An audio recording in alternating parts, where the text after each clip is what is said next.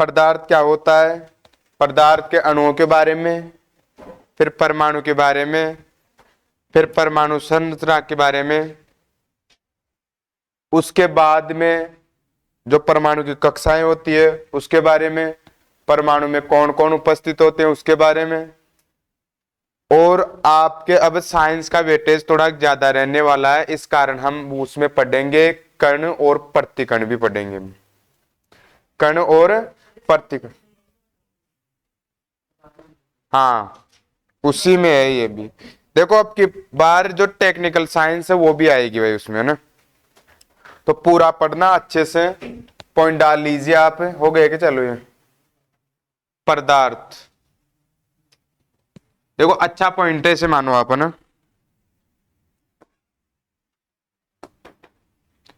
Point है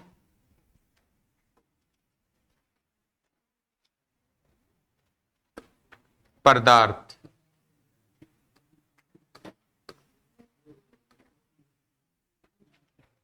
देखो पदार्थ किसे कहते हैं, सबसे पहली बात तो इधर देखो भाई, पदार्थ किसे कहेंगे, पदार्थ वह वस्तु जिसमें आकार हो, क्या हो, आकार हो, और उसका कोई द्रव्यमान हो। द्रव्यमान का मतलब उसमें कोई भार हो, उसे क्या कहेंगे हम, पदार्थ। क्या कहेंगे उसे, पदार्थ। वह वस्तु, आराम से देखना भाई, वह वस्तु जिसका कोई आकार व भार या द्रव्यमान होता है, भार या द्रव्यमान होता है, उसे क्या कहेंगे हमें, पदार्थ। उसे क्या कहेंगे, पदार्थ कहलाती है। अब देखो पदार्थ जो पाया जाता है, मुख्य 5 अवस्थाएं होती है पदार्थ की। पदार्थ की 5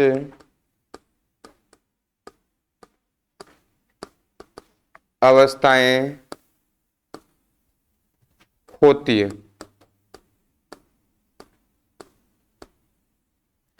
जिसमें से 3 मुख्य होती है अपने पास, ठोस, द्रव, गैस। चौथी होती है प्लाज्मा, और 5वीं होती है बीईसी, बोस आइंस्टीन कंसेंस, यानी बोस आइंस्टीन संघनन। जो ये 5वीं अवस्थाएं होती है जो निम्न ताप पर पाई जाती है, जिसका मुख्य कार्य किया जाता है परमाणु सूर्य व ब्रह्मांड होता है उसका अध्ययन करने के लिए। सूर्य वो ब्रह्मांड होता है उसका अध्ययन करने के लिए इसका प्रयोग किया जाता है। जबकि चौथी अवस्था होती है प्लाज्मा अवस्था, जिसकी खोज की थी सत्येंद्रनाथ टैगोर ने। किसने, सत्येंद्रनाथ टैगोर ने।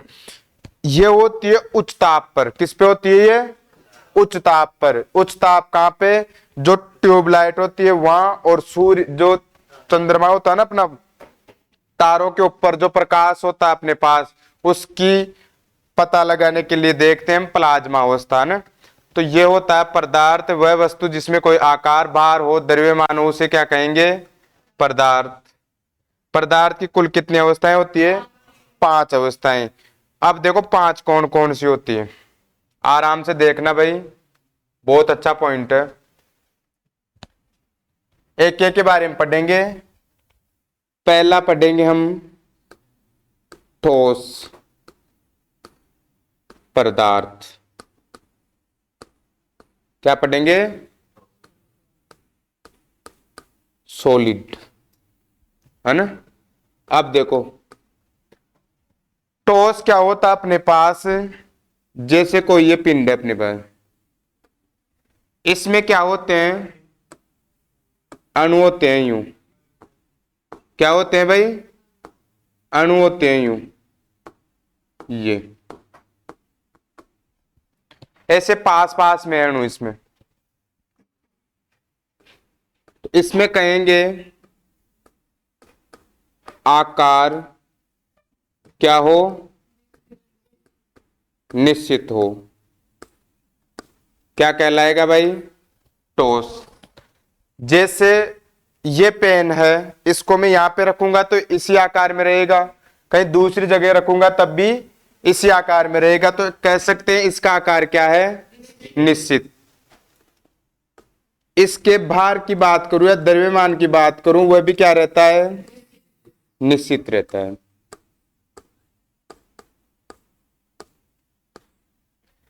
एक होता अपने पास आयतन, वह भी क्या रहता है इसका? निश्चित रहता है। अब देखो, जो ये पदार्थ के अणु दिखाई दे रहे हैं आपको ठोस पदार्थ में, इन अणुओं के बीच, इन अणुओं के बीच जो रिक्त स्थान होता है, रिक्त स्थान ठोसों में नहीं होता है भाई। ठोस पदार्थ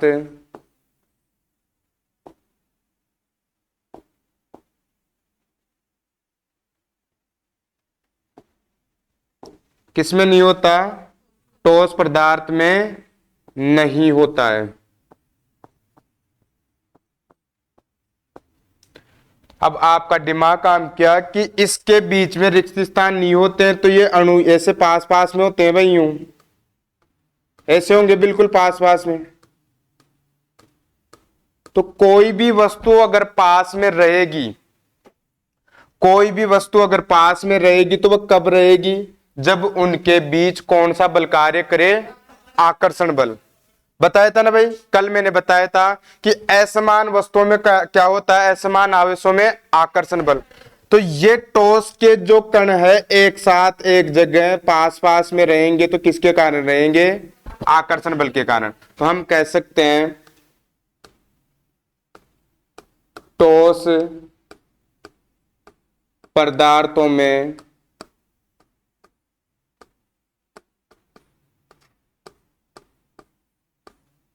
अणुओं के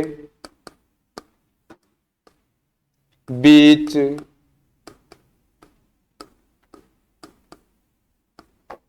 आकर्षण बल ज्यादा होता है। ये कह सकते हैं हम, जब ये अणु पास पास रहेंगे तो कब रहेंगे? इनके बीच क्या रहेगा? आकर्षण बल ज्यादा रहेगा। जब आकर्षण बल ज्यादा है तो प्रतिकर्षण क्या रहेगा? प्रतिकर्षण बल ठोसों में कम होता है, अर्थात शून्य होता है। क्या होता है भाई? शून्य होता है। जबकि आकर्षण बल क्या होता है इसमें? अनंत। आकर्षण क्या होता है? अनंत। आकर्षण अनंत। ये देखो, अच्छे से समझ में आएगा, ध्यान से देखो। पदार्थ की 5 अवस्थाएं होती है, जिसमें से पहला पढ़ रहे हैं ठोस पदार्थ। कौन सा पढ़ रहे हैं? ठोस पदार्थ। ठोस पदार्थ किसे कहेंगे? जिसका आकार क्या हो? निश्चित। द्रव्यमान क्या हो? निश्चित। आयतन क्या हो? निश्चित हो। कहीं पे भी रखो उसका आकार क्या रहना चाहिए? निश्चित रहना चाहिए। चाहे आप उसको बाहर किसी टेबल पे रखो, कुर्सी पे रखो, कहीं पे भी रखो, उसका आकार क्या रहना चाहिए? निश्चित रहना चाहिए। इसके बाद में जो ठोस होते हैं उसमें जो कण और अणु होते हैं वो कैसे होते हैं? पास पास में होते हैं, एक दूसरे के पास पास में होते हैं। तो आपको पता है कोई दूसरी वस्तु दूसरी के पास रहेगी तो कब रहेगी? जब आकर्षण बल कार्य करेगा तभी तो रह पाएगी नहीं।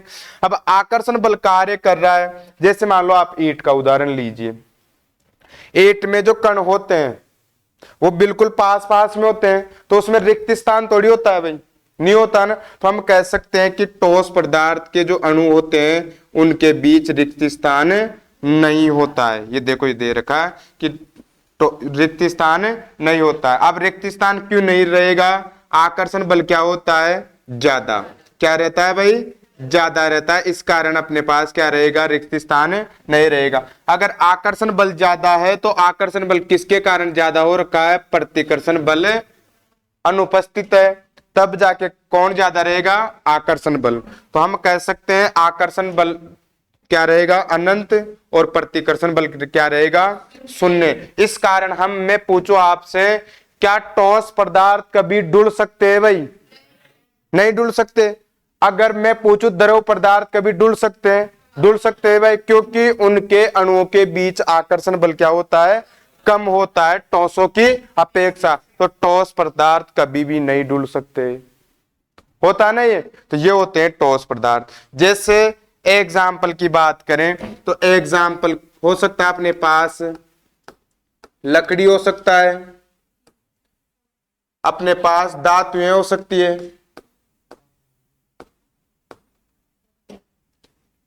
लोहा हो सकता है, सोना हो सकता है आदि, जो आप अलग अलग पढ़ोगे आगे, एल्यूमिनियम, तांबा, पित्तल, कुछ भी जो आप पढ़ोगे वो, यानी इनका आकार क्या रहता है? निश्चित। कहीं पे भी रखो चाहे आप इसको, आप आराम से नोट कीजिए भाई।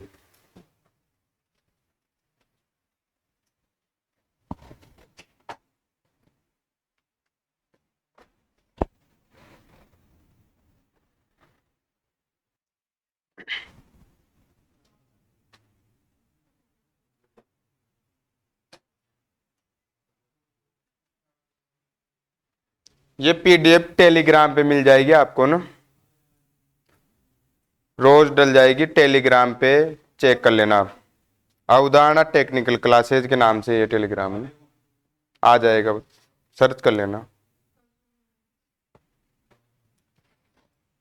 चलो देखो, अब ये टॉस हो गया, आगे आता है द्रव।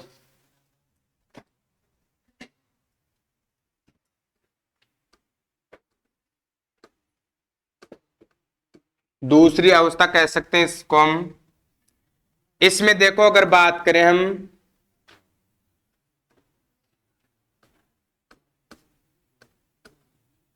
आकार की, तो आकार देखो आप, अगर बोतल में डालेंगे बोतल का रूप और गिलास में डालेंगे तो गिलास का रूप, तो आकार क्या होता है? अनिश्चित।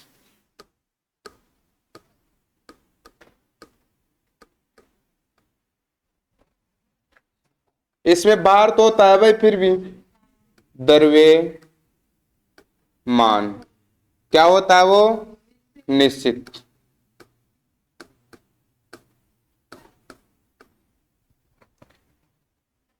अगला होता है आयतन। आयतन क्या होता है इसका? निश्चित। क्या होता है? निश्चित। अब देखिए, ये सबको पता है, यहां तक ये लाइन सबको पता है। अब देखो, कोई मान लो ये द्रव पदार्थ है,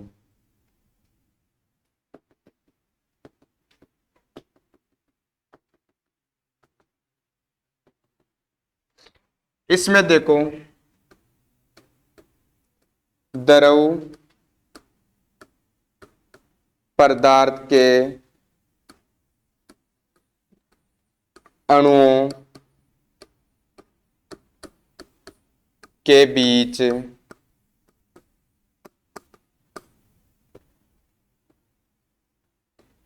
कुछ रिक्त स्थान होता है। क्या होता है भाई?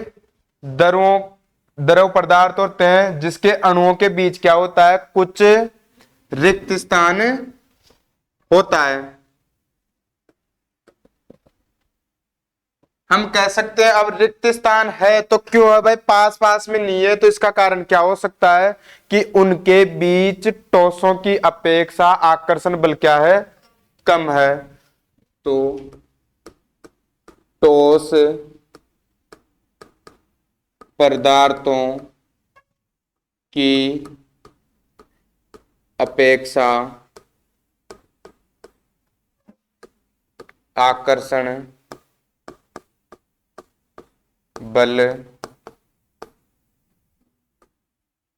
कम होता है। आकर्षण कम है तो प्रतिकर्षण तो टॉसों की तुलना में ज्यादा रहेगा भाई। प्रतिकर्षण बल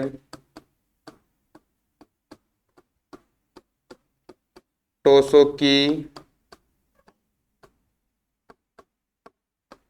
तुलना में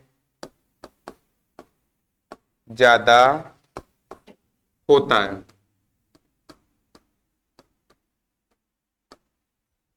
टॉसों की तुलना में क्या होता है, ज्यादा होता है। अब देखो यहां पे आकर्षण बल है पर कुछ ही है भाई, टॉसों की तुलना में कम है।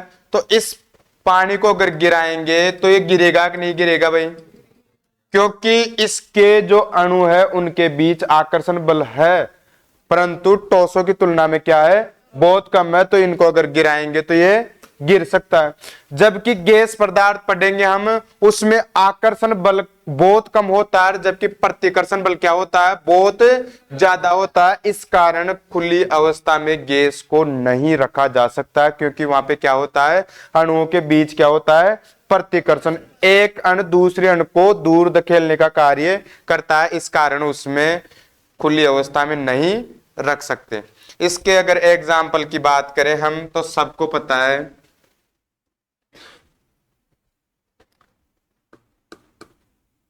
पानी हो सकता है अपने पास, पेट्रोल हो सकता है,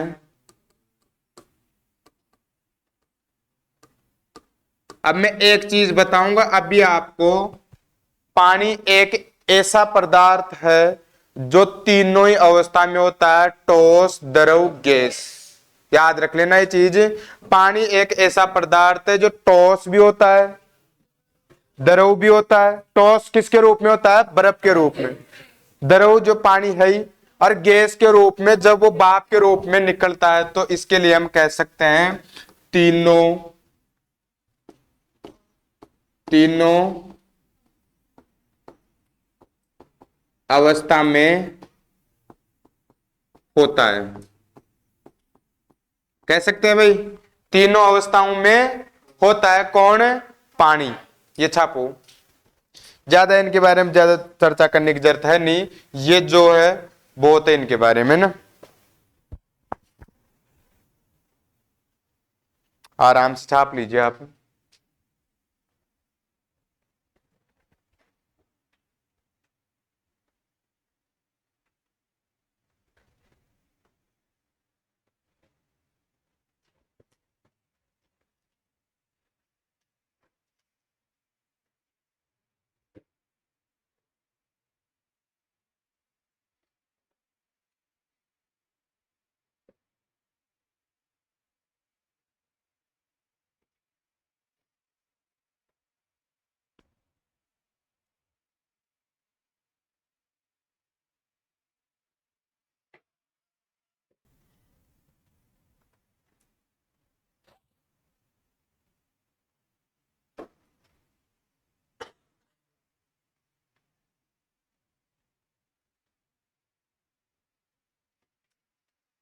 मिटा दे, अगला डालो गैस।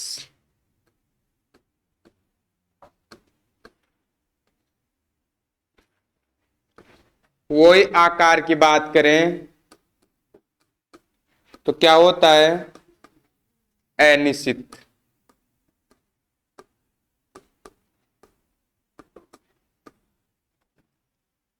द्रव्यमान की बात करें, ये तो निश्चित होता है ना भाई।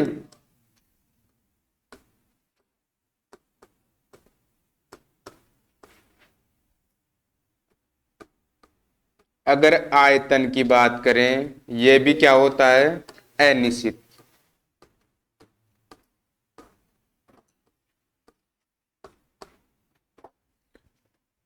अब देखो,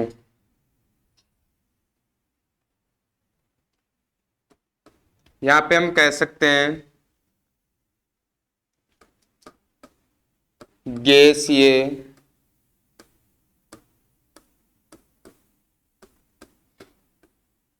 पदार्थों में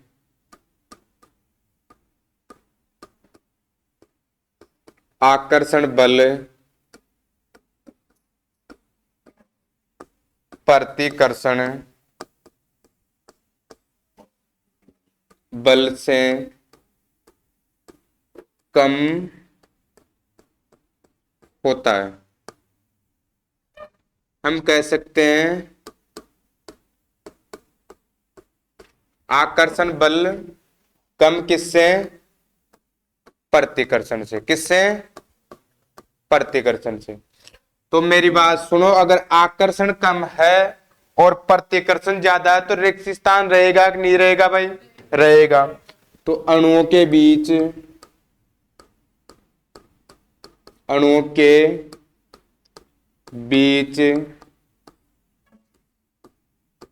रिक्त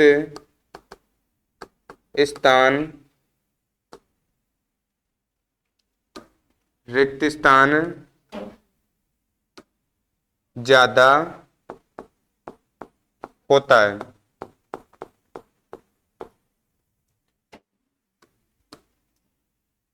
इसलिए इसे खुली अवस्था में रखा जा सकता है क्या भाई? नहीं रखा जाएगा। खुली अवस्था में इसे नहीं रखा जा सकता। गैसीय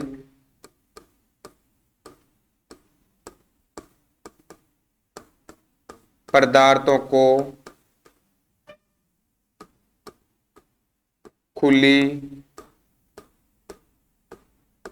अवस्था में नहीं रख सकते हैं।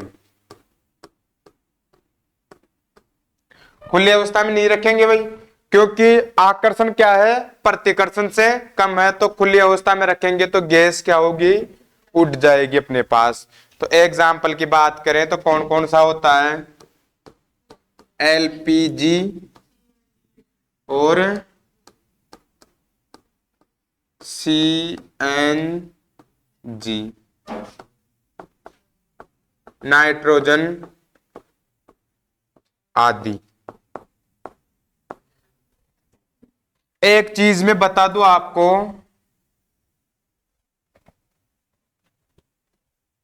ये एलपीजी गैस और सीएनजी गैस घरों में कौन सी काम में ली जाती है अपने पास? एलपीजी कौन सी ली जाती है? लिक्विड पेट्रोलियम गैस, है ना, संपीड़ित नेचुरल गैस। ये नोट कीजिए आप।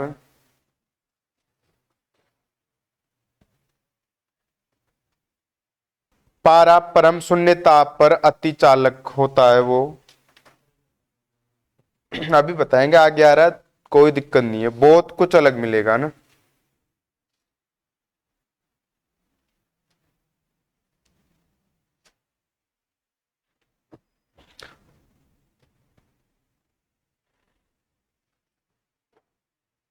साढ़े 11 तक ट्रस्ट की पाई जाती है तारों के ऊपर और ट्यूबलाइट में। कहां पे? तारों के ऊपर और ट्यूबलाइट में उच्च ताप पर यह पाई जाती है।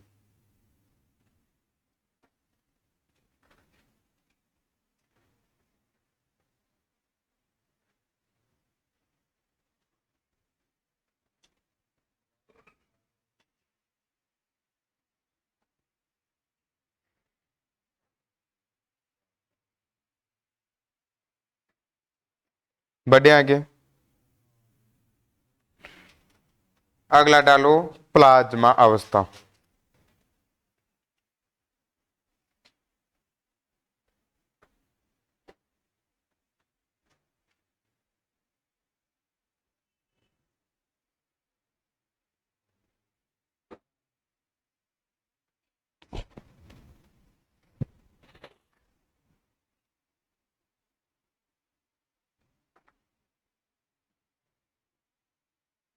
आराम से पढ़िए। नोट्स में क्वेश्चन मिलेंगे भाई, है ना।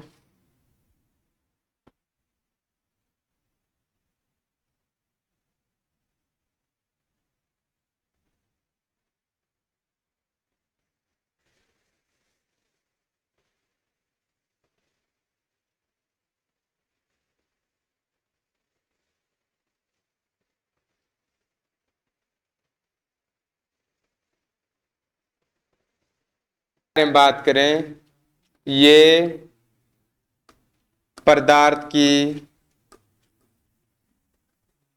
ये पदार्थ की पांचवी अवस्था होती है। ये पदार्थ की कौन सी अवस्था होती है? पांचवी अवस्था होती है। इससे अच्छी लाइन है, इसे परम शून्य तापमान पर प्राप्त किया जाता है। या ये कब होती है? जब परम शून्य तापमान होता है तब। इसके बारे में हम कह सकते हैं ये कब होती है? निम्न ताप पर। कब? निम्न ताप पर। निम्न तापमान पर। अब देखो, फुल फॉर्म पूछ ले इसकी तो ये होती है बोस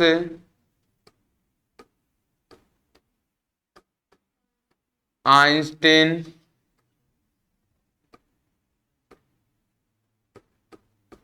कंसेंट।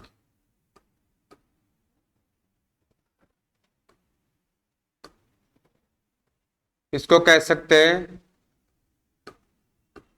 संघनन भी कहते हैं ना। अब देखो, यहां पे एक क्वेश्चन पूछा जाता है अपने पास, परम शून्य तापमान क्या होता है? परम शून्य तापमान क्या होता है? वह तापमान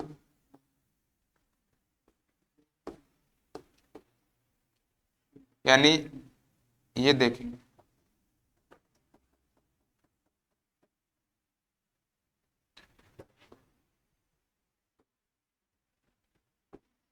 वह ताप जिसे और कम नहीं कर सकते हैं। तो परम शून्य तापमान की अगर बात करें तो क्या होगा भाई? 0 केल्विन। क्या होगा? 0 केल्विन। अगर पारे की बात करें तो पारे के बारे में क्वेश्चन पूछा जाता है परम शून्य ताप पर। किस पे? परम शून्य ताप पर, अर्थात 0 केल्विन पर पारा अति चालक की भांति कार्य करता है। कौन? पारा। ये देखो, पारा होता है वैसे द्रव अवस्था में पाया जाता है। कौन सी अवस्था में? द्रव अवस्था में या ठोस अवस्था, दोनों में पाया जाता है ये पारा। तो 0 डिग्री केल्विन पर ठोस अवस्था में होता है ज्यादातर। किस में होता है? ठोस अवस्था में। तो 0 केल्विन पर पारा अति चालक, इसको बोल सकते हैं सुपर कंडक्टर। किसकी तरह कार्य करता है ये? सुपर कंडक्टर की तरह कार्य करता है। ये देख, 5 व्यवस्था होती है, बोस आइंस्टीन कंडेंसन। पदार्थ की 5 व्यवस्था होती है। कहां पे ली जाती है? शून्य तापमान पर। कब प्राप्त होती है ये? शून्य तापमान पर। शून्य की जगह निम्न तापमान भी आ सकता है, ये क्वेश्चन के ऊपर होता है अपने पास, है ना। कम तापमान भी आ सकता है, छाप लीजिए।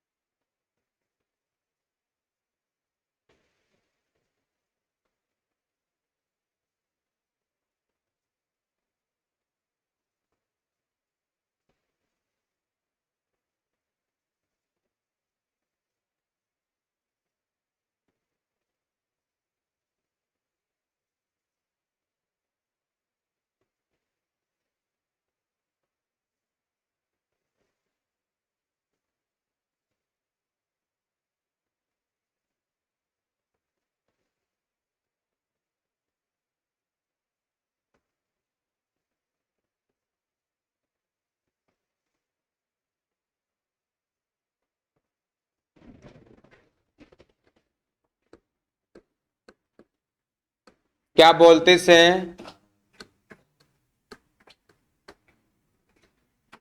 मॉलिक्यूल। क्या बोलते हैं इसे?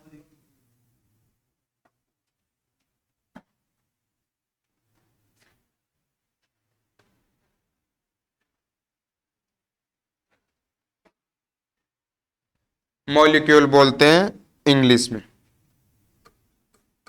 सबसे पहली बात,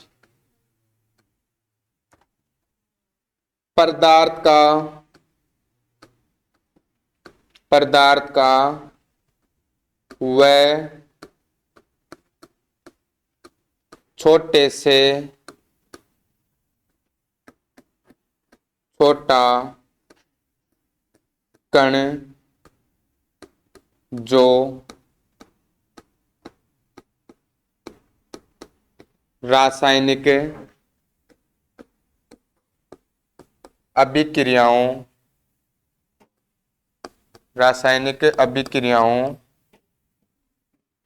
में भाग लेता है तथा ये भौतिक रूप से स्वतंत्र अवस्था में रह सकता है।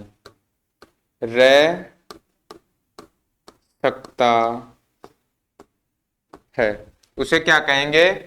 अणु। उसे क्या कहेंगे भाई? अणु कहेंगे। जैसे देखो भाई, उसे अणु कहेंगे। स्वतंत्र अवस्था में रह सकता है कौन? अणु। जैसे हम बात करें जल का अणु, पता आपको H2O। हम बात करें नमक का अणु NaCl। देखो साइंस भी ले रहा हूं मैं, क्वेश्चन नहीं छूटने चाहिए अपने, कुल मिला के बात ये है। आगे देखें हम ऑक्सीजन का क्या होता है भाई? O2। क्या होता है? O2। इसके बाद में अगर बात करें मीथेन का अणु, क्या होता है? CH4। आगे बात करूं ओजोन का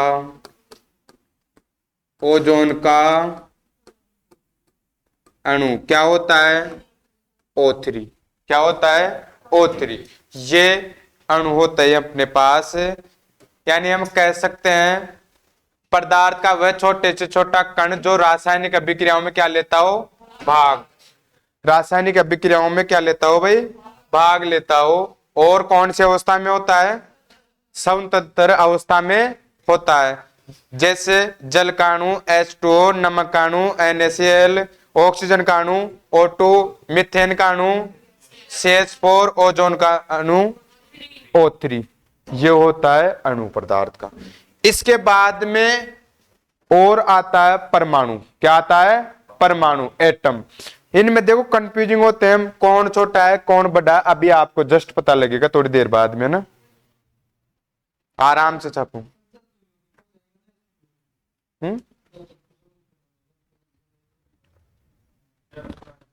अणुओं से मिलके बन रहा है ना। यौगिक दो परमाणुओं से मिलके बनता है, उसे कहते हैं यौगिक। तो है तो अणु ही ना ये, जल का अणु यही तो है ना भाई। स्वतंत्र अवस्था में रह सकता है भाई ये।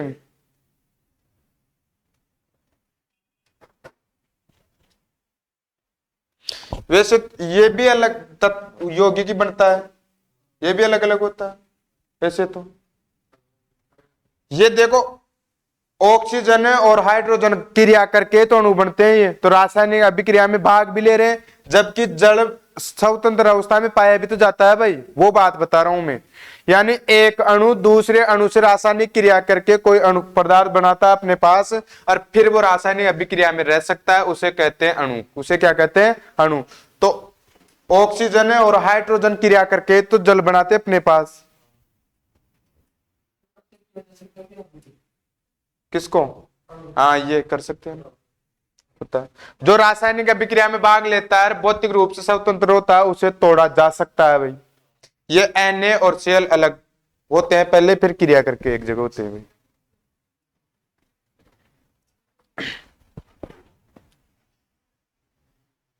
इसे तोड़ा जा सकता है।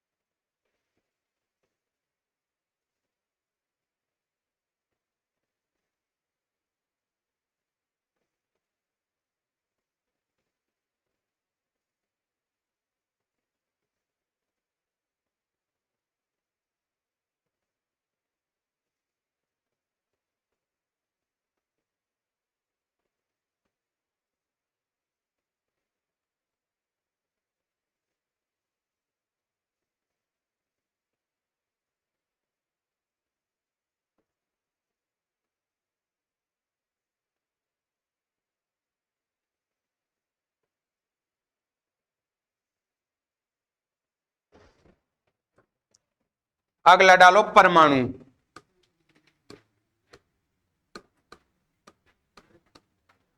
क्या कहते हैं परमाणु को? एटम। हाँ जी। ये रासायनिक अभिक्रिया में भाग ले सकता है, परंतु स्वतंत्र नहीं रह सकता है। ये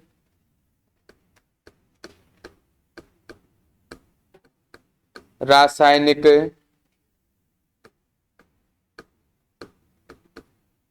अभिक्रियाओं में भाग ले सकता है।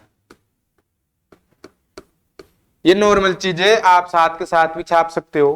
ये रासायनिक अभिक्रियाओं में भाग ले सकता है, परंतु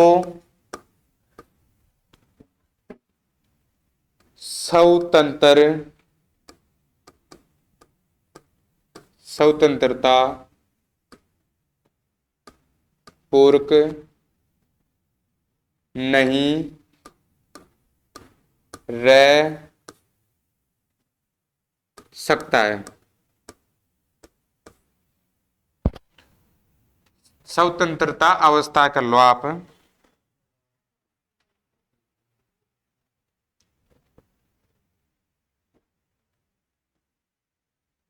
स्वतंत्रता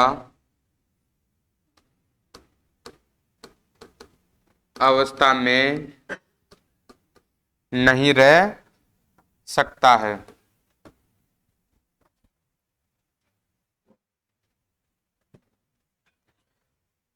आगे आएगा परमाणु क्या होता है, किसने इसकी खोज की, इसकी त्रिज्या कितनी होती है।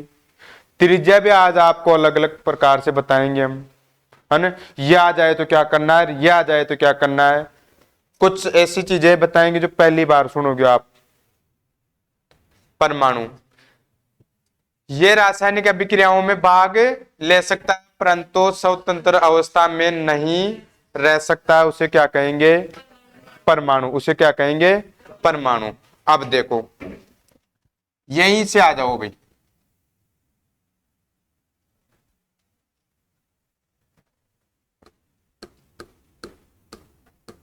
सर्वप्रथम एक वैज्ञानिक था महर्षि कणाद ने परमाणु को पदार्थ का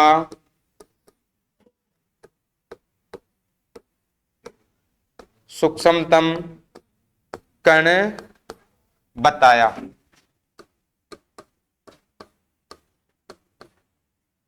सर्वप्रथम कौन से वैज्ञानिक थे? महर्षि कणाद, जिसने क्या बताया? परमाणु को सूक्ष्म यानी छोटा, क्या बताया? छोटा कण। क्या बताया भाई? छोटा कण। फिर उसके बाद में आए 1808 में जॉन डाल्टन। कौन आए? जॉन डाल्टन, जिन्होंने परमाणु को मॉडल बता दिया। परमाणु को क्या बता दिया? मॉडल बता दिया कि इसमें और चीज हो सकती है। पर उन्होंने यह कहा था कि यह अविभाजित कण नहीं है भाई। जॉन डाल्टन ने क्या कहा कि यह अविभाजित कण नहीं है, परंतु वर्तमान समय में हम देखते हैं कि परमाणु अविभाजित कण भी हो सकता है। इसमें 3 और पदार्थ पाए जाते हैं, 3 और कण होते हैं। इसके मूल कण कहते हैं उन्हें, प्रोटॉन, न्यूट्रॉन और इलेक्ट्रॉन। महर्षि कणाद ने क्या कहा? इसे छोटे से छोटा कण, परंतु इससे छोटे और होते हैं, इसमें भी और होते हैं। कौन? प्रोटॉन, न्यूट्रॉन और इलेक्ट्रॉन। तो हम कह सकते हैं सन 1808 में जॉन डाल्टन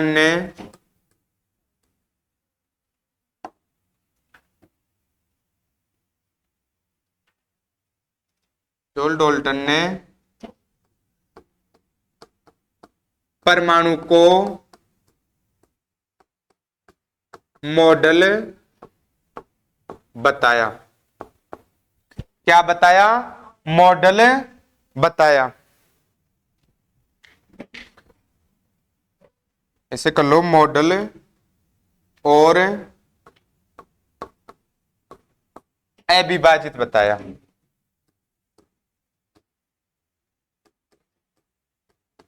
क्या बताया? अविभाजित कण बताया। परंतु वर्तमान में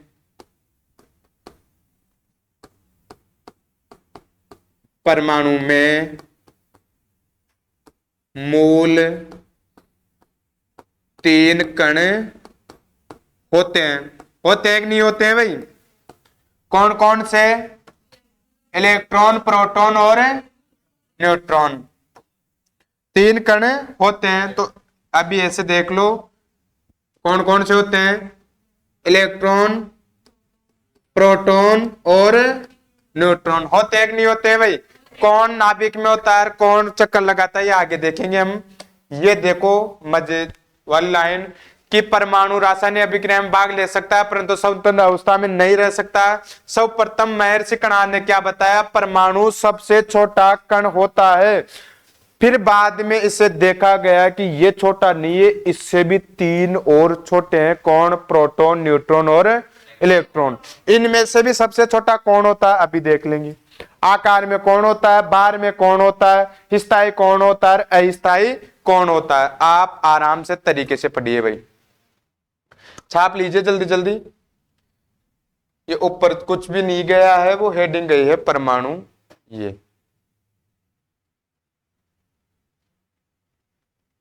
आराम से छापो। सही दिखाई दे रहा है ना ढंग से? सही छापो तो आप आराम से, साथ के साथ छाप रहे हो तो कोई दिक्कत थोड़ी ना है। हाँ जी है?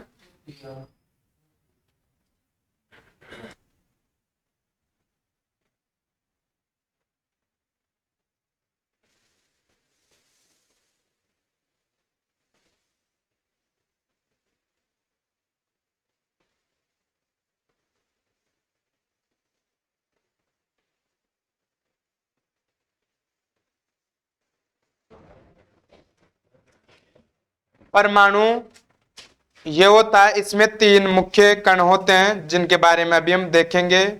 उससे पहले एक और चीज देख लेते हैं। परमाणुओं से मिलके तीन पदार्थ और बनते हैं, तत्व, यौगिक और मिश्रण। तत्व, यौगिक और मिश्रण।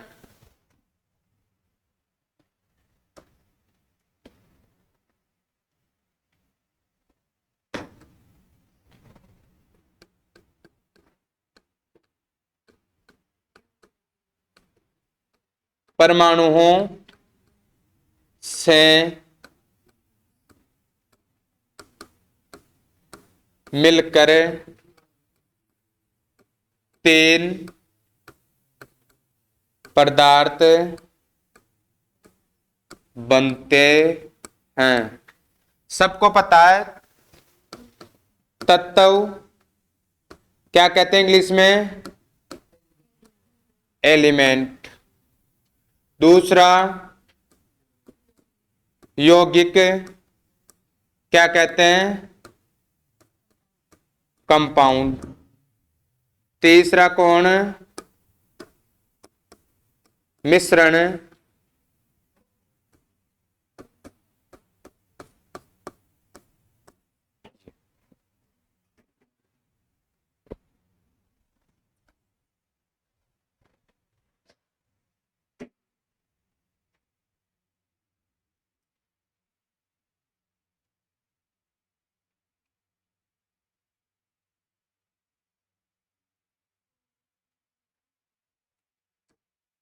हाँ जी,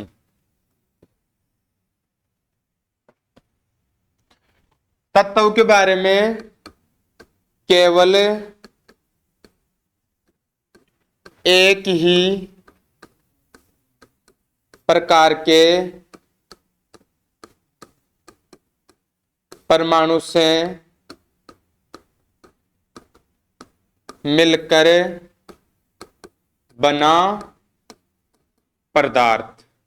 क्या कह सकते हैं? केवल एक ही परमाणु से मिलकर बना पदार्थ क्या कहलाता है? तत्व। संख्या के बारे में पूछे तो क्या होगी भाई? निश्चित होगी। संख्या क्या होती है?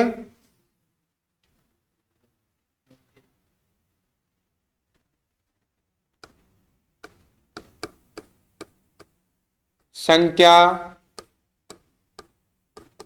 निश्चित होती है। कितनी होती है? अभी तो कितनी है? 118। कितनी है भाई आवर्त सारणी में? 118। यौगिक देखो, ये नॉर्मल चीजें। अब देखो एक चीज यहां पे थोड़ी सी कंफ्यूज करती है अपने को।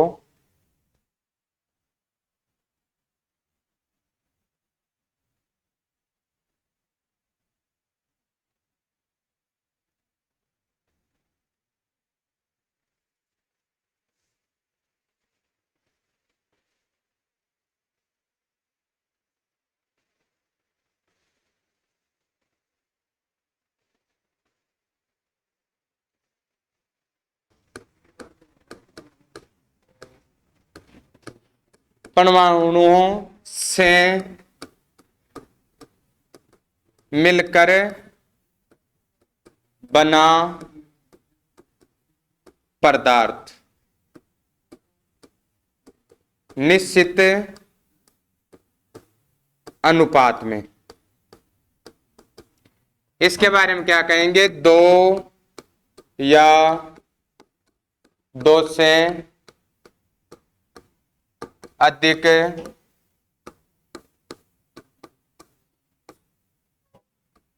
परमाणुओं से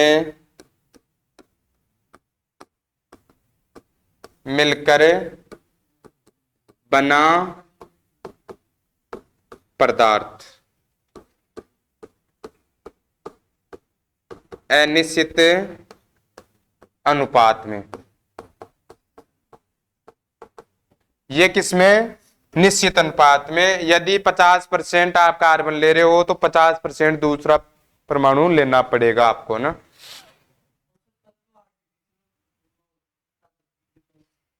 हाँ,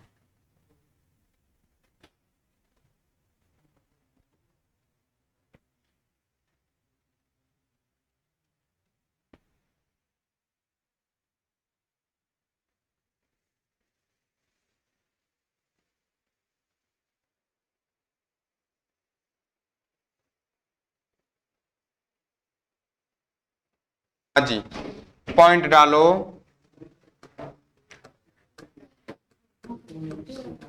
परमाणु की संरचना। हाँ जी, परमाणु की संरचना। पहली बात तो मैं एक चीज लिखाऊंगा आपको, परमाणु की संरचना हमारे सौर मंडल से मिलती जुलती होती है। पहली बात, एक एक चीज क्लियर करना, यहां से हद से ज्यादा क्वेश्चन आते हैं भाई। परमाणु की संरचना, संरचना हमारे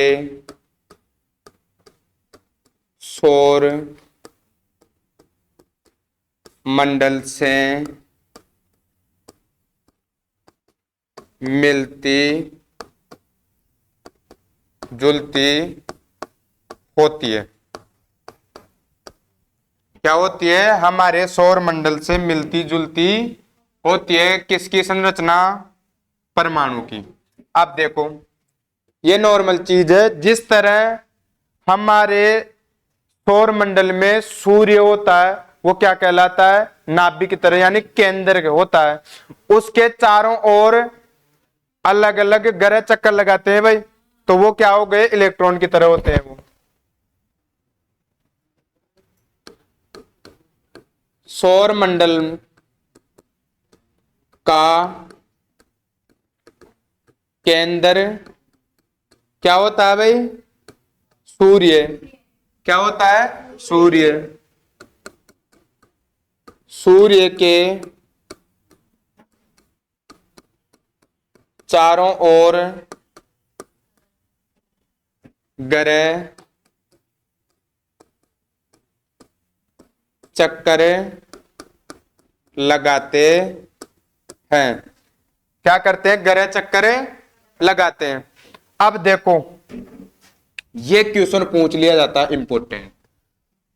सौर प्रणाली या सौर मंडल की हीलियो सेंट्रिक अवधारणा किसने दी थी भाई? ये दी थी कोपरनिक्स ने। किसने दी थी? कोपरनिक्स ने, जो पोलैंड के रहने वाले थे। यानी सौर मंडल के बारे में बताया जाता है ना, सौर प्रणाली के बारे में, वो किसने बताया था? कोपरनिक्स ने। तो ये क्वेश्चन पूछा जा सकता है, सौर प्रणाली या सौर मंडल की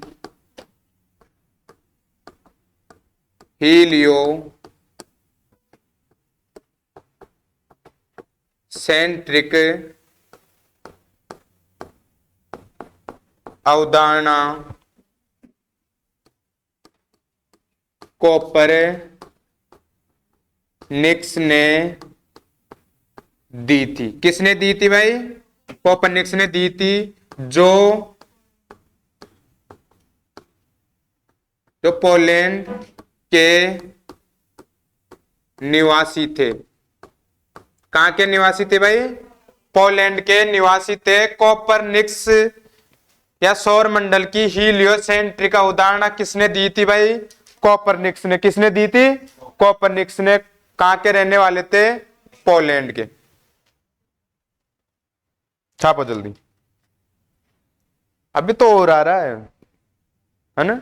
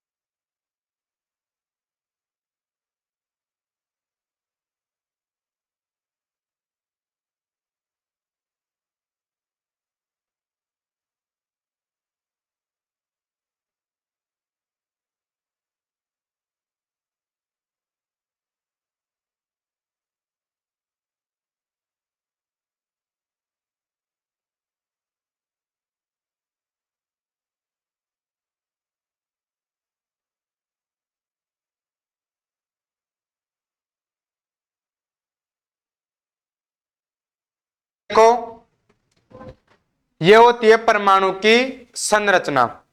इसकी अभी हमने बात की थी, ये क्या होता है? नाभिक। क्या होता है ये? नाभिक। यहां पे कौन कौन होते हैं? प्रोटॉन और न्यूट्रॉन। इलेक्ट्रॉन क्या करता है? कक्षाओं में गति करता है।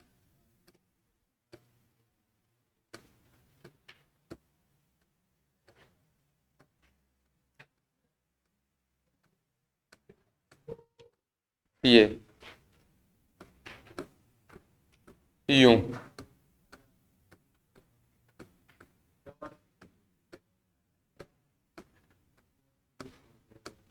हाँ जी, इधर देखिए ढंग से। इलेक्ट्रॉन क्या करता है? परमाणु की कक्षाओं में गति करता है। इलेक्ट्रॉन कक्षाओं में गति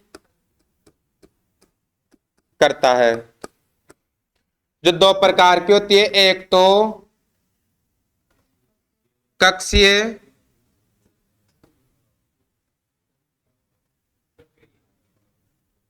कक्षीय गति, क्लास गुणन बोल सकते हैं। कक्षीय गति की अलग अलग कक्षाएं होती है। यहां पे देखो, ये परमाणु की के कक्षा, ये एल, ये एम, फिर एन, है ना? K, L, M, N, O, P, Q, R, S, यहां तक कक्षाएं होती है।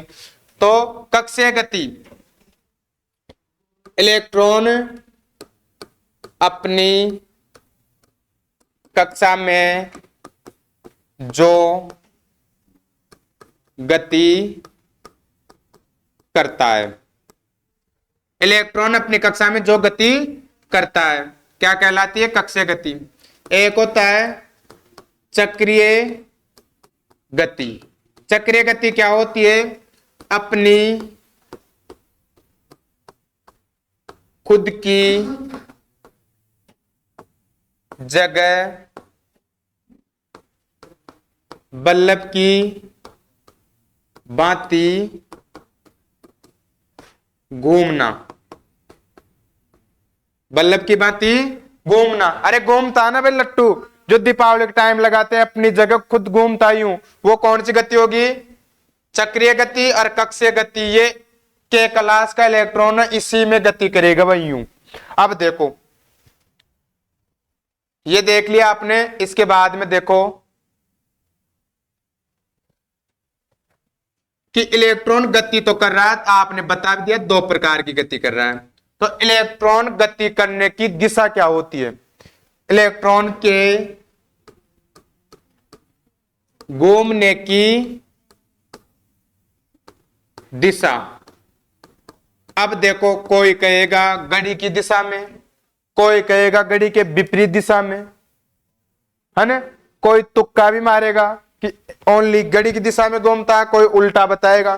तो इलेक्ट्रॉन दोनों ही दिशाओं में गति करता है, यानी उल्टी दिशा में भी और उल्टी दिशा, घड़ी की दिशा में भी, घड़ी के विपरीत दिशा में भी, दक्षिणावर्त भी और वामावर्त भी। तो इलेक्ट्रॉन के घूमने की दिशा तो क्या हो सकती है? दक्षिणावर्त व वामावर्त दोनों ही होती है। इलेक्ट्रॉन अभी यही नहीं रुका भाई। अब देखो,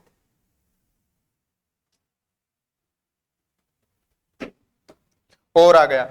आपने बता दिया इलेक्ट्रॉन हल्का होने के कारण गति करता है। कक्षीय गति, चक्रण गति, इलेक्ट्रॉन की दिशा दक्षिणावर्ती भी हो सकती है, वामावर्ती भी हो सकती है। अब बताओ कौन से बल के कारण गति करता है भाई, क्यों घूमता है? तो इलेक्ट्रॉन अभी केंद्रीय बल, मतलब कौन सा? सेंट्रीफ्यूगल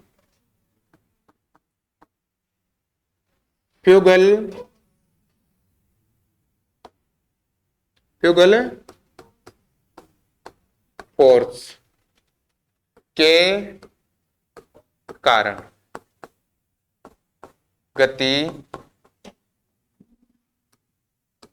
करता है।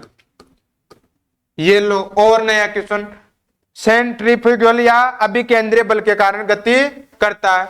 अब कहां पे घूमता है ये भी तो पूछ सकता है ना भाई, कहां पे घूमता है, तो कहां पे घूमता है, दीर्घवृत्ताकार घेरे में। कहां पे घूमता है, दीर्घवृत्ताकार घेरे में। इधर देख लेते हैं,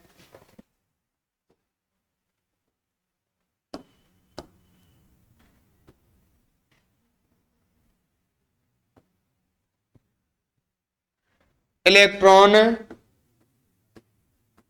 दीर्घ वर्ताकार घेरे में घूमता है। कहां पे घूमता है, दीर्घ वर्ताकार घेरे में घूमता है। किसके कारण है, अभिकेंद्रीय बल के कारण। कैसे घूमता है, दक्षिणावर्ती भी घूमता है, वामावर्ती भी घूमता है। जैसे इसके बारे में हम समझ सकते हैं कि जो कुछ ग्रह होते हैं ना, कुछ उल्टी दिशा में भी घूमते हैं, कुछ उल्टी दिशा में भी घूमते हैं। इसी प्रकार हम कह सकते हैं कुछ इलेक्ट्रॉन उल्टी दिशा में भी घूमते हैं, कुछ इलेक्ट्रॉन उल्टी दिशा में भी घूमते हैं। अर्थात हम कह सकते हैं घड़ी की दिशा में भी हो सकते हैं, वामावर्ती भी हो सकते हैं, उल्टे भी हो सकते हैं, उल्टे भी घूम सकते हैं। आप आराम से वापिस नोट कीजिए भाई।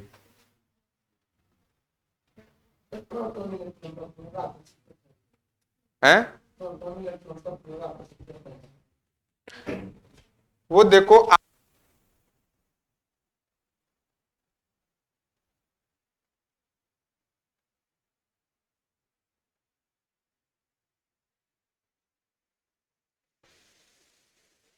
में कुछ करने वाला टीचर मिल जाए, चाहे एग्जाम हॉल में उसकी वजह से कुछ ही मिले तो ठीक, नहीं मिले तो ठीक, पेपर में क्वेश्चन मिले तो ठीक, नहीं मिले तो ठीक, परंतु जब पढ़ाए तब तो वो खुशी दे दे भाई। पर ऐसी खुशी किस काम की जो आगे जाते लक्ष्य को हासिल नहीं करने दे भाई। हमारा सिस्टम अलग है, हम ओनली पढ़ाने में विश्वास करते हैं, ज्यादा और चीजों में विश्वास नहीं करते हैं भाई। जो कुछ स्टूडेंट ऐसे सोच लेते हैं यार यहाँ पे तो गलत आ गए, फलाना ढीकड़ा ऐसे। अरे काका जी उस पे देखना वहां पे, है ना, जब एग्जाम हॉल में जाओगे वहां पे पेपर देखना और फिर नोट्स को मिलाना आके कि मिल रहा है कि नहीं मिल रहा है।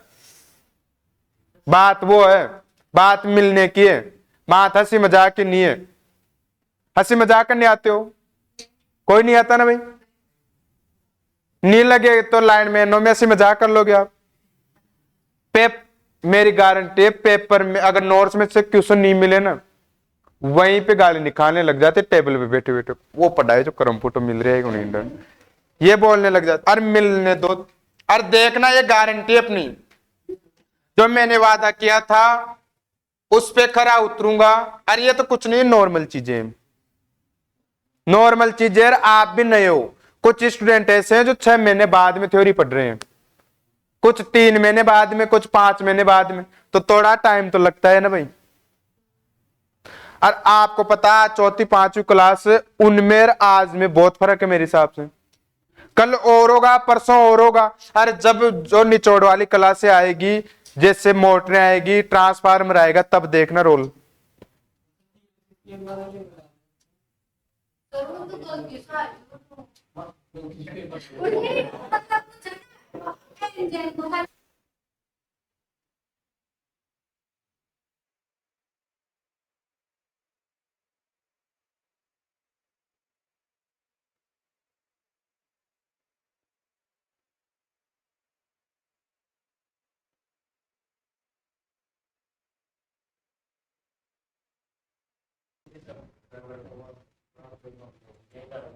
हाँ जी, इधर देखो, नाभिक सघन केंद्र भाग होता है, इलेक्ट्रॉन कक्षाओं में गति करता है। 2 प्रकार की, कक्षीय गति और चक्रीय गति। घूमने की दिशा होती है दक्षिणावर्त और वामावर्त।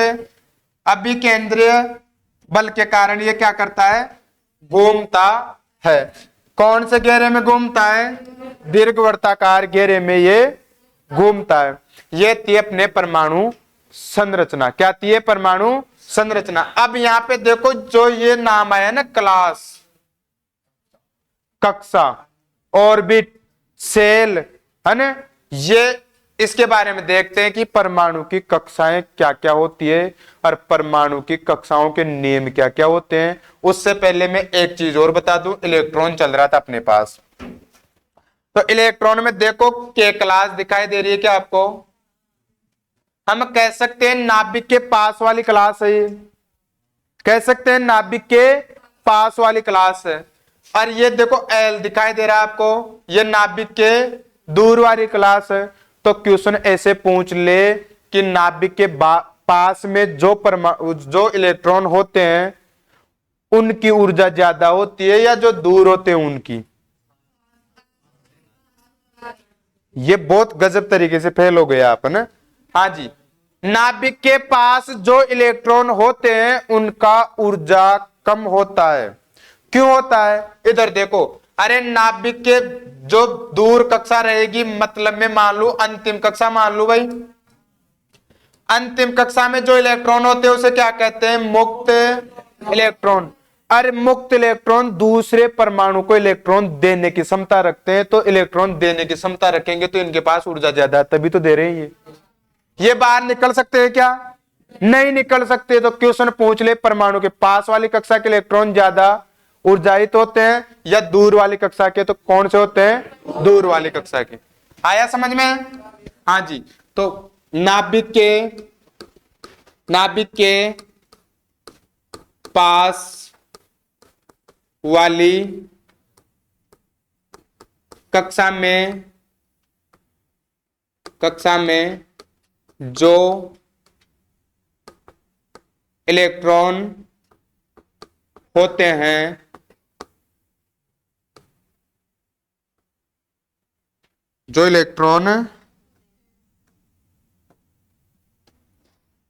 हैं उनकी ऊर्जा अंतिम कक्षा के इलेक्ट्रॉन से कम होती है, इलेक्ट्रॉन से कम होती है। साथ के साथ लिख रहे हो आप, नाभिक के पास वाली कक्षा में जो इलेक्ट्रॉन होते हैं उनकी ऊर्जा अंतिम कक्षा में इलेक्ट्रॉन से कम होती है, क्योंकि आगे लिखो, क्योंकि अंतिम कक्षा के इलेक्ट्रॉन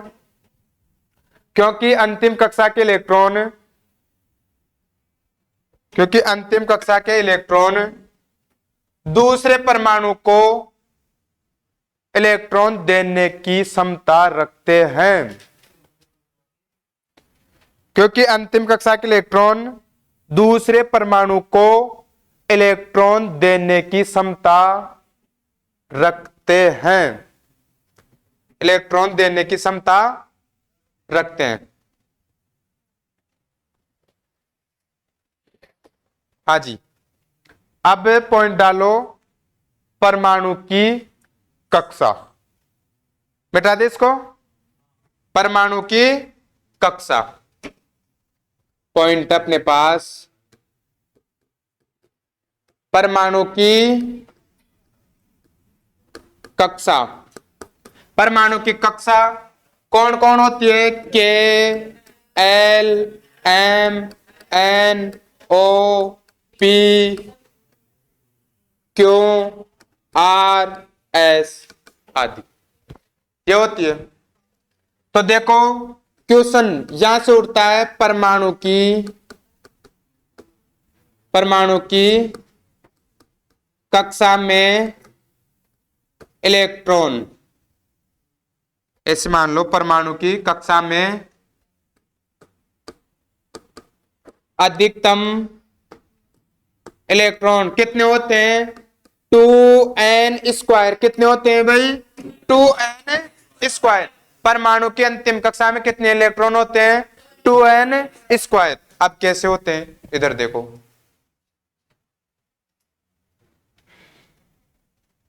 हाँ जी, परमाणु की अंतिम कक्षा में इलेक्ट्रॉन। अब यहां पे मैं बता दूं, n का मतलब है कक्षा की संख्या। इलेक्ट्रॉन का मतलब क्या है? कक्षा की संख्या। हाँ जी, मैं बोलूं पहली कक्षा, पहली कक्षा मतलब कौन? के क्लास, के कक्षा। अरे पहली कक्षा, तो पहली कक्षा का मतलब क्या हुआ? n बराबर कितना? एक। तो कितने इलेक्ट्रॉन होंगे भाई? 2n² के बराबर। तो 2 गुणा n के बराबर कितना? 1 का स्क्वायर। 1 और 2 को 1 से गुणा करेंगे तो 2 इलेक्ट्रॉन। होगा कि नहीं होगा? क्वेश्चन पूछे जो परमाणु होता है उसकी के क्लास में कितने इलेक्ट्रॉन होते हैं? 2। कितने होंगे? 2। दूसरी कक्षा, दूसरी कक्षा कौन? के बाद में एल। कौन सी कक्षा? एल कक्षा। एन बराबर कितना? 2। तो क्या होगा? इलेक्ट्रॉन 2n² यानी 2 गुणा 2 का स्क्वायर। 2 का स्क्वायर कितना? 4। 4 को 2 से गुणा करेंगे तो 8 इलेक्ट्रॉन। तीसरी कक्षा, तीसरी कक्षा कौन? के एल एम। कितने होंगे? n बराबर कितने? 3। कितना हो जाएगा? 2 गुणा, सॉरी सूत्र है ना पहले, 2 गुणा 3 का स्क्वायर कितना? 9। 9 दूना 18 इलेक्ट्रॉन। अगली चौथी कक्षा कौन? n। n बराबर कितना? 4। 2n², 2 गुणा कितना? 4 का स्क्वायर, 16 दूना 32 इलेक्ट्रॉन। ये होती है भाई। आगे 5वीं की निकालो, 6ठी की निकालो, सब पे पोल हो गए। पहले ये बताते थे कि 4 पे होगा, 4 पे नहीं। आप निकाल सकते हो, आगे देखना, कोशिश नहीं की आपने ना। इधर देखो ध्यान से।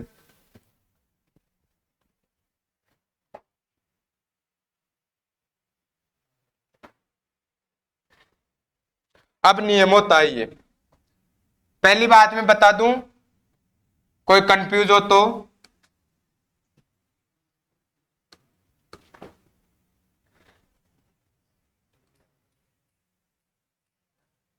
क्लास को ऑर्बिट भी बोलते हैं भाई, कोई कंफ्यूज नहीं हो। ऑर्बिट, सेल, क्लास, ये भी बोलते हैं। ऑर्बिट नाम आ जाता है तो ये भी आप याद रखना ना। हाँ जी, अब देखो ये पॉइंट। अब कोई कोई ऐसे सोच रहा है झुकेगी, झुकेगा नहीं है ना पुष्पा। अरे पुष्पा को वो एग्जाम में झुका देगा भाई, वहां पे हॉल में है ना कि आप वेट लपेटे में आ जाते हो ना। हाँ, पुष्पा झुकेगा नहीं, पुष्पा रुकेगा भी नहीं वहां पे लेन मेन के तौर पे फिर। हाँ जी, देखो अब ये है इसका मतलब मेन चीजें। मैं पूछो आपसे परमाणु की अंतिम, ये नियम है भाई, परमाणु की अंतिम कक्षा में 8 से अधिक इलेक्ट्रॉन नहीं होने चाहिए। परमाणु की अंतिम कक्षा से कितने से अधिक इलेक्ट्रॉन नहीं होने चाहिए? 8 से अधिक इलेक्ट्रॉन नहीं होने चाहिए, तथा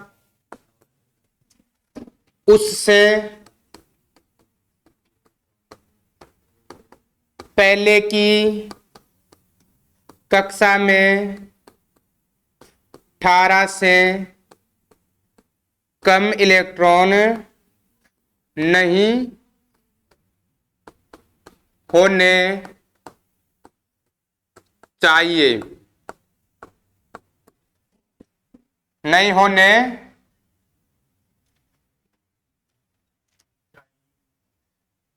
हाँ जी। अगला, अतः हम कह सकते हैं परमाणु की अंतिम कक्षा में अंतिम कक्षा में 8 इलेक्ट्रॉन होने पर कक्षा पूर्ण मानी जाती है। कक्षा क्या मानी जाती है? पूर्ण मानी जाती है। कितने इलेक्ट्रॉन होते ही? 8 इलेक्ट्रॉन होते ही कक्षा पूर्ण मानी जाती है। ये नियम होता है क्लास का। आप और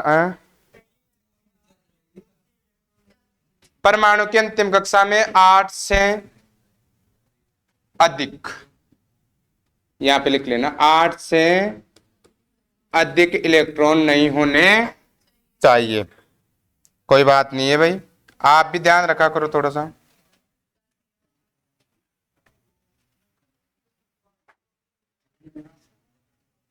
हाँ, मैं भी बोल रहा था झुकेगा नहीं, साला ये झुका दिया देखो ना। हाँ, परमाणु की अंतिम कक्षा में 8 से अधिक ये इलेक्ट्रॉन है, यहाँ पे इलेक्ट्रॉन नहीं होने चाहिए हैं?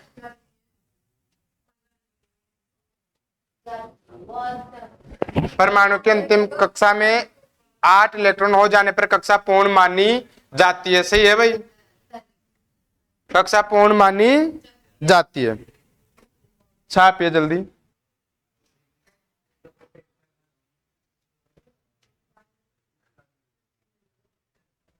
ये लाइनमैन बनने की ओर में है भाई, है ना? हाँ, ऐसे पूछ रहा कितना टाइम लगेगा। अब वो तो एग्जाम मेरे को पता कितना लेंगे, 5 महीने लेंगे, 1-2 महीने लेगा भाई।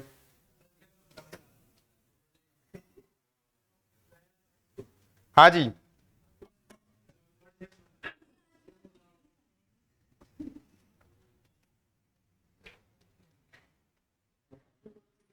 परमाणु परमाणु पढ़ लो, थोड़ा सा और बचा है ना। कोई बात नहीं है, थोड़ा सा बचा है, कोई बात नहीं है, आ जा। मेरी बात सुनो, थ्योरी का सुबह का टाइम रहे तो और भी ठीक रहे ना।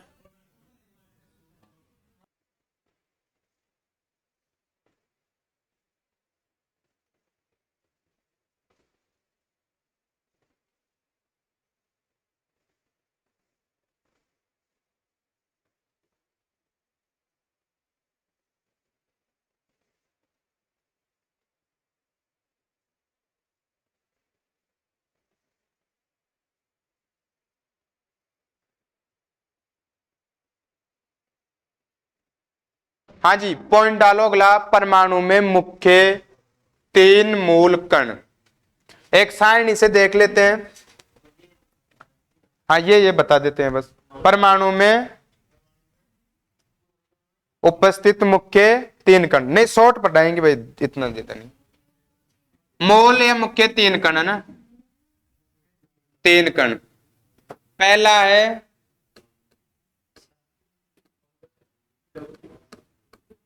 इलेक्ट्रॉन, जिसके बारे में देखो सारणी कैसे बनाएंगे हम। इधर तो है मूल कण, पहले लेता हूं मैं खोज करता।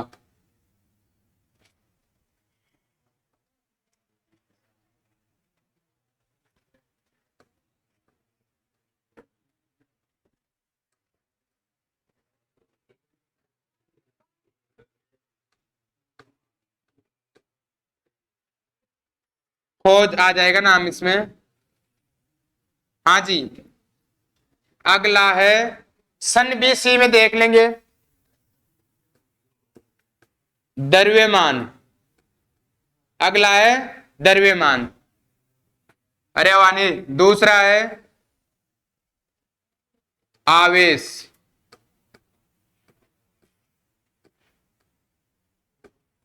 फिर है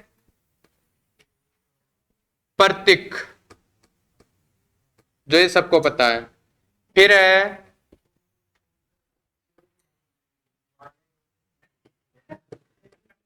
प्रकृति। हाँ जी, ऐसे इनके बारे में हम देखेंगे। ये इलेक्ट्रॉन हो गया, इलेक्ट्रॉन के बारे में पूरी चर्चा होगी।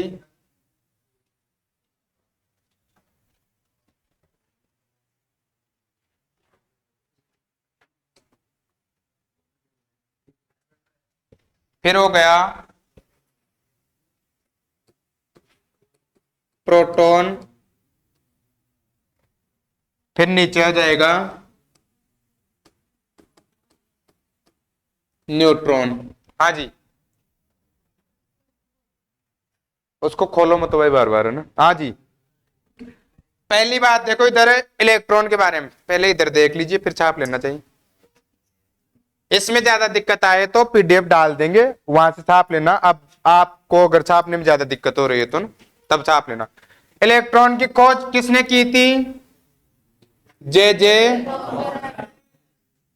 थॉमसन।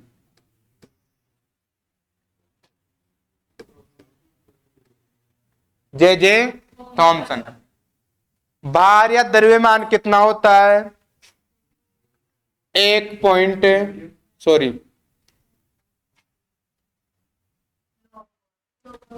9.102 into 10⁻31 KG. कभी कभी केजी में नहीं आता, ग्राम में आ जाता है, तो 9.102 10⁻28 ग्राम। कितना हो जाएगा? -28 ग्राम।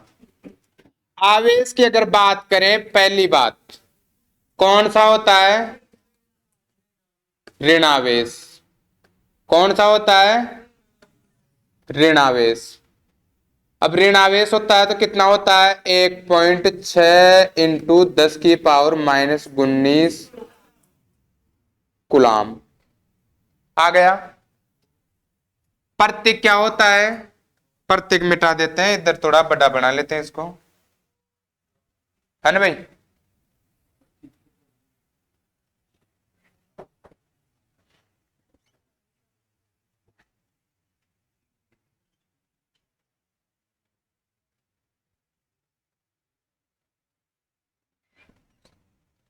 आवेश कौन सा होता है? आपकी कॉपी में सही है तो कोई दिक्कत नहीं है, ऋणावेश होता है। आगे जाके अगर हम बात करें प्रतीक की, सबको पता है कौन सा होता है? ए माइनस है, तो यूं सन नहीं आया क्या इसमें? तो मैं लिखवा दूं सन 1897 में। देखो ये पूछता नहीं है पर पूछ ले, क्या पता खोपड़ा खराब हो, है ना, लड़ाई हो रखी हो भाई, है ना। हाँ जी। अगला क्या था? प्रकृति। क्या था भाई?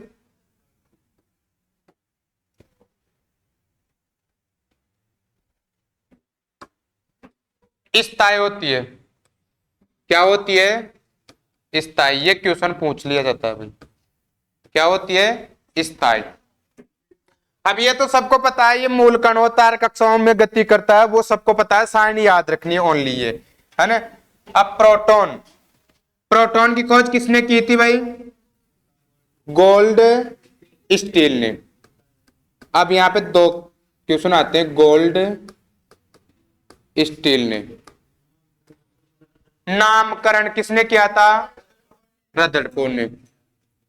ये यहां पे देख लेते हैं।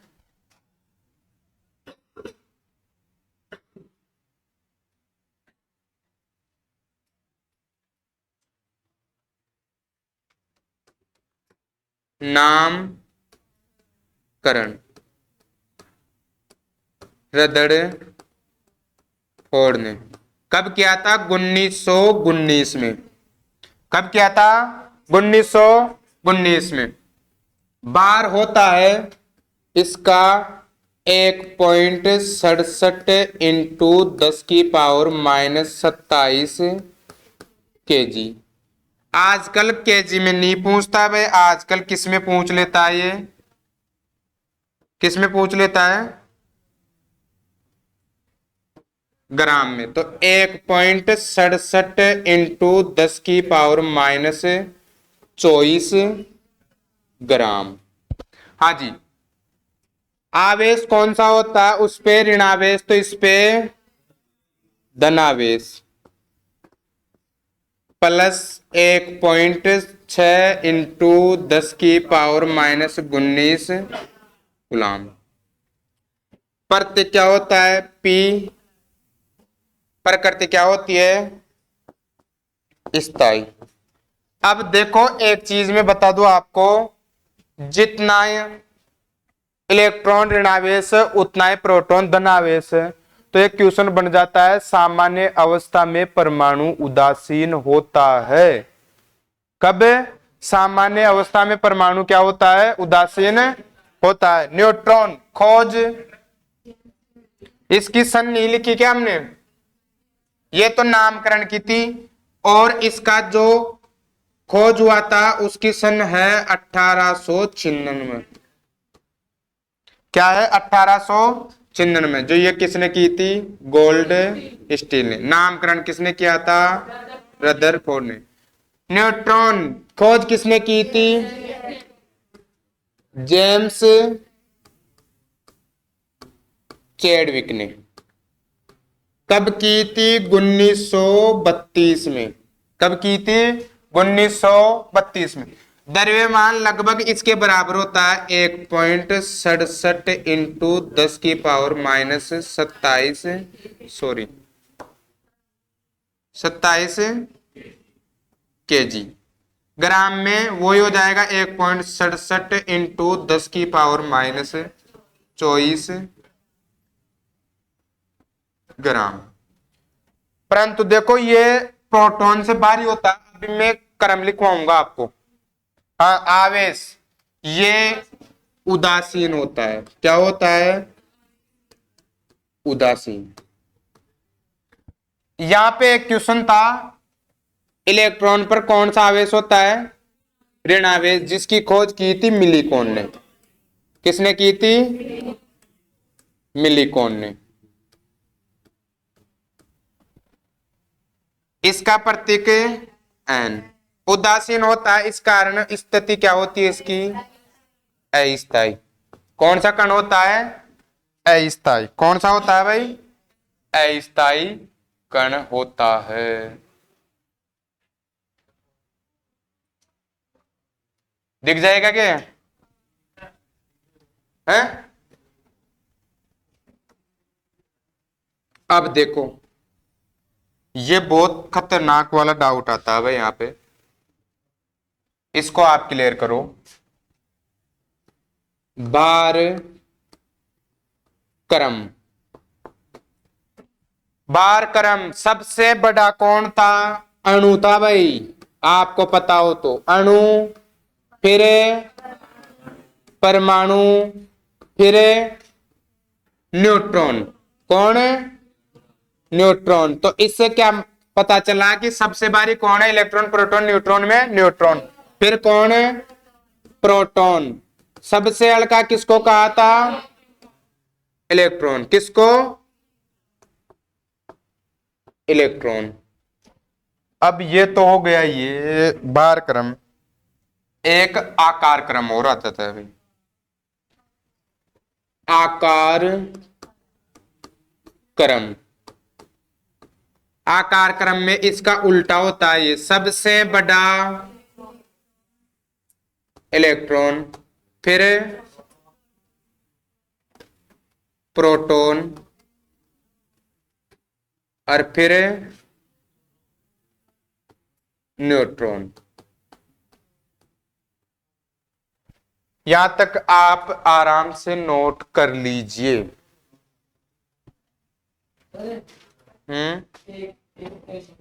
हाँ बता रहा हूं वो चीज रह गई भाई। हाँ जी, इसी में देख ले क्या, इसको छाप लो तो आप अलग से देख ले भाई। इसको छाप लीजिए, आप जल्दी कीजिए थोड़ा सा। ये क्वेश्चन है इलेक्ट्रॉन का AMU मान। अरे वानी रे, इलेक्ट्रॉन का AMU मान कितना होता है 0.0004 वो सॉरी 5 4 कितना होता है 5 4। यहाँ पे पूछता नहीं है परंतु पूछ ले आपसे न्यूट्रॉन का, तो न्यूट्रॉन का होता है 0.0008। कितना होता है 0.008। अब ये एक और क्वेश्चन पूछ लेता है कि AMU की फुल फॉर्म, सॉरी केजी बता रहा हूं बता,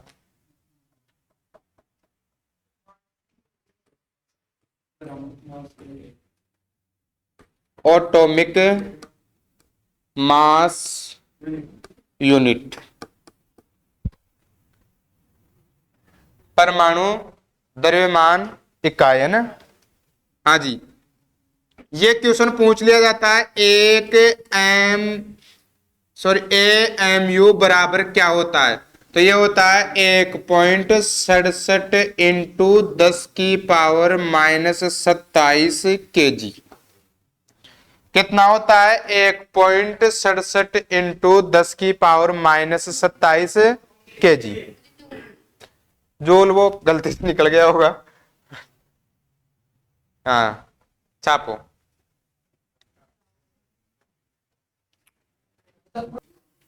एक AMU बराबर प्रोटॉन का द्रव्यमान।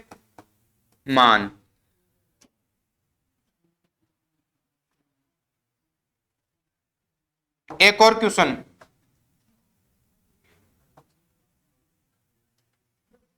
हाँ जी, ये क्वेश्चन बहुत बार पूछा जाता है भाई। प्रोटॉन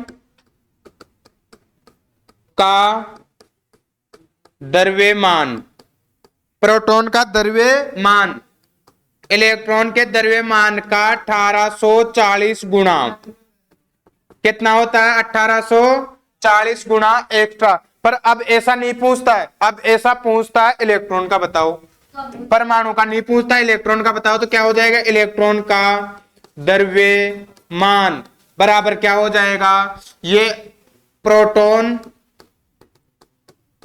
का द्रव्यमान बटे कितना 1840। अरे ये हो जाएगा ना जो गुणा में बटे में जो गुणा में, तो हम कह सकते हैं प्रोटॉन का द्रव्यमान इलेक्ट्रॉन के द्रव्यमान से 1840 गुना एक्स्ट्रा। पर यहाँ पे डाउट एक और आता है जो मैंने ऑफलाइन क्लास में बता रखा आपको, है ना, कितना 1845 भी आ सकता है ना, 1838 भी आ सकता है, 37 भी आ सकता है, पर ये एक साथ नहीं आता है, ज्यादातर अलग अलग ही आता है। जो एग्जिट कितना होता है 1840, कितना होता है 1840। 1845 आ जाए तो आंसर कर देना है, कंफ्यूज नहीं होना है ना, इसके आसपास का जो रहेगा वो। हाँ जी 1840 ही आ जाता है ज्यादातर। तो एक क्वेश्चन पूछ ले आपसे, पर मेरी बात सुनो, मेरा मन तो और है पढ़ाने का, पर आप सुबह 8 बजे से आए